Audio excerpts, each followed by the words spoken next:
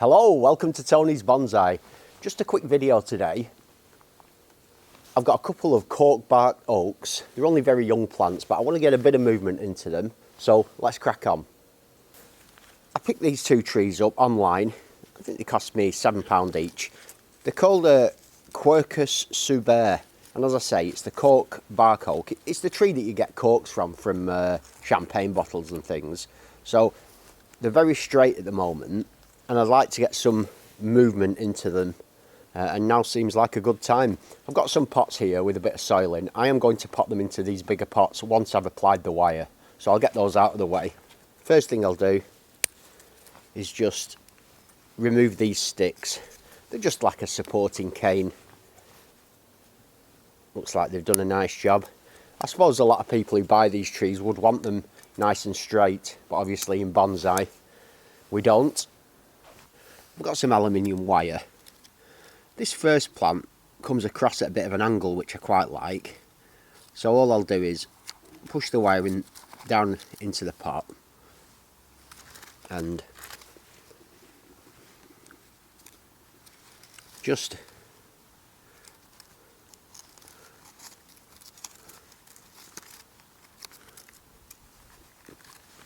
coil this around the trunk. I'm doing it fairly loosely. It doesn't need to be super tight, this, because obviously it's a fairly thin trunk.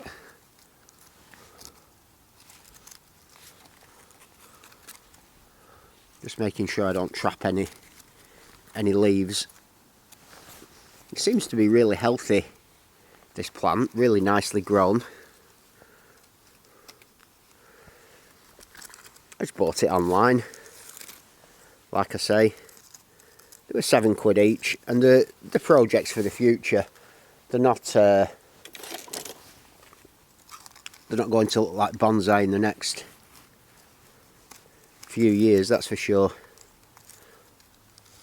But what I always think is, with something like this, in about 3 or 4 years' time, when I've got some hopefully promising material, I'll look back and I'll think, do you know what? I'm so glad I started those trees off when I did. So that's just wired up there. And in terms of the shape, I am going to remove that very bottom leaf. I've already got it coming across. So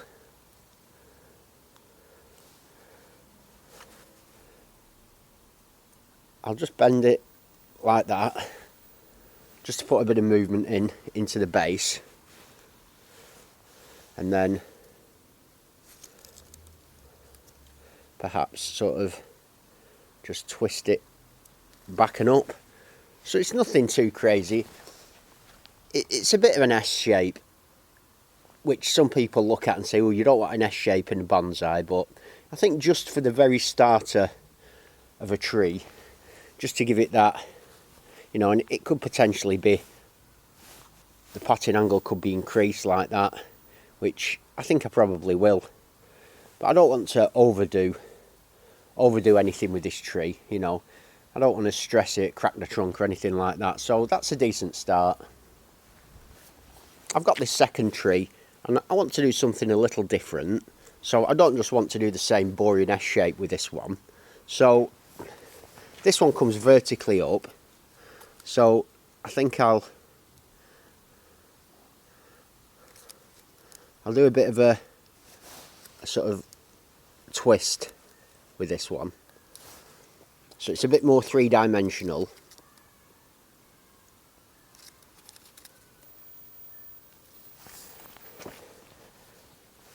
Like that. So it's a more three-dimensional movement that can eventually, possibly, something else can be done with it, or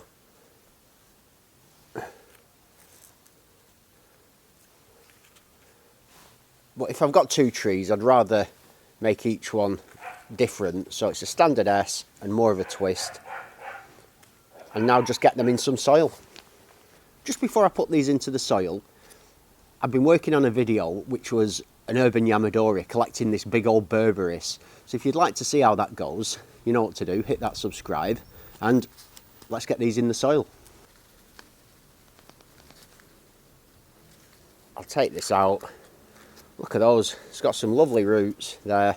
At this time of year, I don't want to do any disturbing of the roots. I just want to, oh, he says. Famous last words and all that. I'll just put it in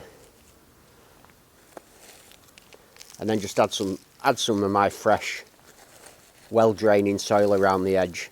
And the main reason that I wanted to do this is really to add a bit of weight to the plants so they don't keep blowing over. I get a lot of strong winds in my garden, and once we get into sort of November, December, the winds pick up, and if they're in these, they just topple over all the time. So in that, it's got a bit more of a chance. So hopefully this next one can be a little bit smoother. I'll pop it out of the pot again.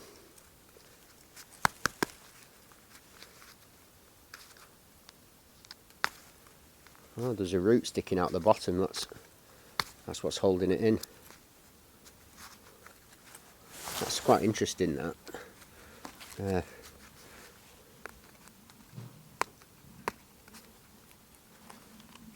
There we go. So it's quite a thick root down there. A really big, thick, spiralling root, which I will need to look at some point in the future, because I won't want that.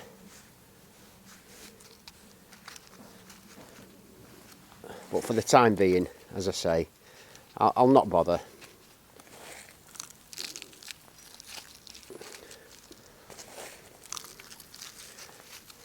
I don't mind doing October repots on just like little oak seedlings that I've dug up from the garden.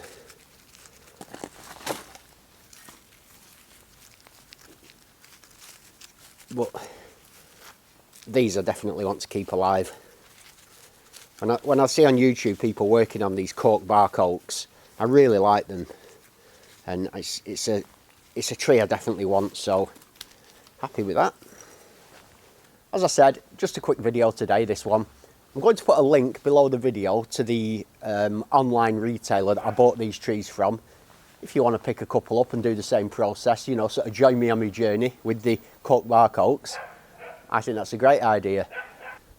And that's all for me today. As always, thanks for joining me. Have a great day. I'll see you soon.